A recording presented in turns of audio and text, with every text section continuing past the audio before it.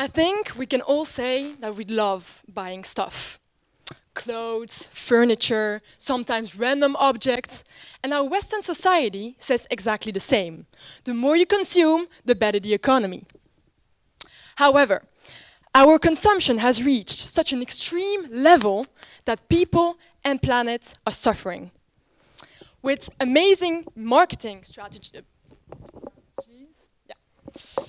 brands such as H&M, Zara, or Shein can sell you anything, but at what cost? The fashion industry is one of the most polluting sectors. 1% of used clothes are recycled. Social media, trends, influencers have emerged and are trying to convince us that having more is the standard. As a sales associate at a shop in Breda, my role is to sell clothes. However, I strive to adopt a conscious approach to sales. That's why I frequently engage customers in conversations about whether they truly need the items they are considering purchasing. Interestingly, when I said that in class, people were laughing and looking at me like, what kind of seller are you? But think about it. What if selling wasn't solely about maximizing profits, but also about empowering consumers to make thoughtful choices for their wardrobe and finances? Is shopping really valuable when you already have an item in your closet, or is it just to satisfy your desires? We often hear, when in doubt, throw it out, whether it is about food or fashion. Talking about fashion, why are we throwing most of our clothes away after only a few times? Since the Industrial Revolution, we are pushed to consume to stimulate the economy. In the 90s, the term fast fashion came along to describe this rapid production of low quality at a low price. In 2024, the clothing production has doubled, but an item's lifetime has decreased. And we are choosing disposable over durable every day. And because fast fashion is more affordable, easy access, and all over the world, most people shop there without being aware how detrimental it is for our environment. Through conversations with various individuals, I've come to realize that the term does not always resonate with everyone. This might be due to its deep-rooted presence in our culture, or because people envision a different reality when it comes to factory labor, for example.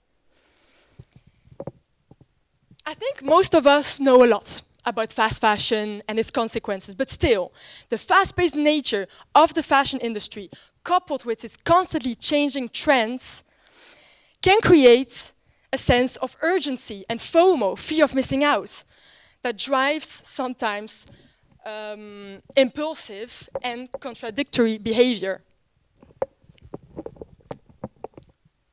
Shopping became a habit, or even an addiction for some. We are faced with at least 5,000 advertisements a day, via email, social media, or even on the streets. However, have you ever stopped to think about the environmental impacts of your fashion choices? For example, do you know how much water is needed to produce the jeans you're wearing right now? Or have you ever wondered where your clothes end up when they no longer fit at home?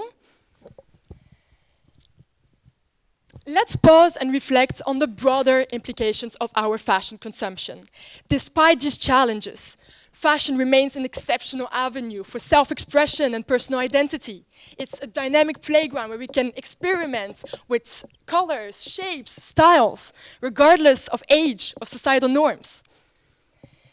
Yet, at the heart of this beauty, there are sustainable alternatives waiting to be explored. Second-hand shops, online platforms, rent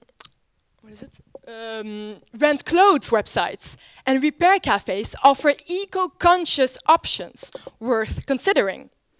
So how about we shift our focus to the domain of slow fashion, Here, mindfulness, sustainability, and quality take center stage to paving the way to a more compassionate and conscious approach to style.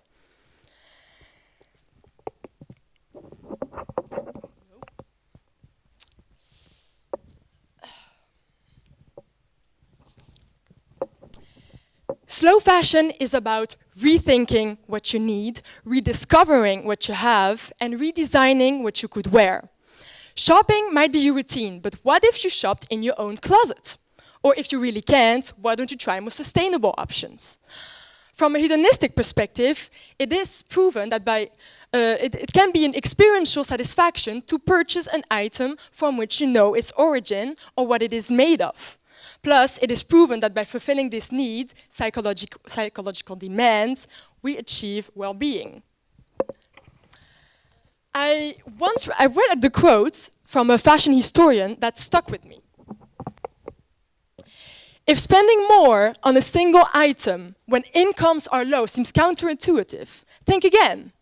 Less disposable income means less money to throw away on clothing each season. Priority will go to clothes that will be fashionable longer than a couple of months. This highlights the idea that investing in timeless, well-made pieces can be more economically sensible in the long run, as they offer better value and longevity compared to cheaper, trend-driven fashion. During my expedition, I couldn't help but draw connections between the slow fashion and the slow food movements. And it got me thinking about our throwaway culture. You know, the one where we want everything quick and easy just to discard it just as fast. And remember my personal expedition about expiration dates? Well, turns out it's not just about food. Our clothes face a similar fate. Social media has a big say in what's considered trendy or outdated. Trend forecasters are always on the lookout for the next big thing. Producers and shops strive to stay ahead and maintain their financial stability. Both fast fashion and fast food industries prioritize speed, convenience, and affordability, often at the expense of sustainability, health, and ethics.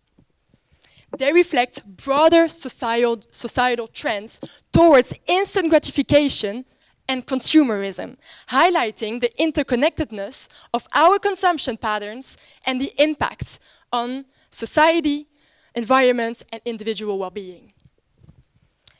So it's a cycle driven by profit.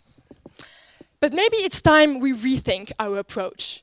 We are all consumers, but do not forget that we can also be producers. I previously mentioned repair cafes. If you are not familiar with the concept, it is a community space where people gather to repair household items, such as clothing, furniture, electronics, more. These events are typically organized by volunteers who possess repair skills and knowledge, and aim to promote sustainability, reduce waste, and foster a sense of community. Repair cafes emphasize the value of extending a product's lifespan through repair rather than disposal, contributing to a more sustainable and environmentally friendly approach to consumption. And there are, in fact, several in Breda, every second Saturday of the month at Chassé, if you're interested. And I would love to be part of one or create one at school as a dream project.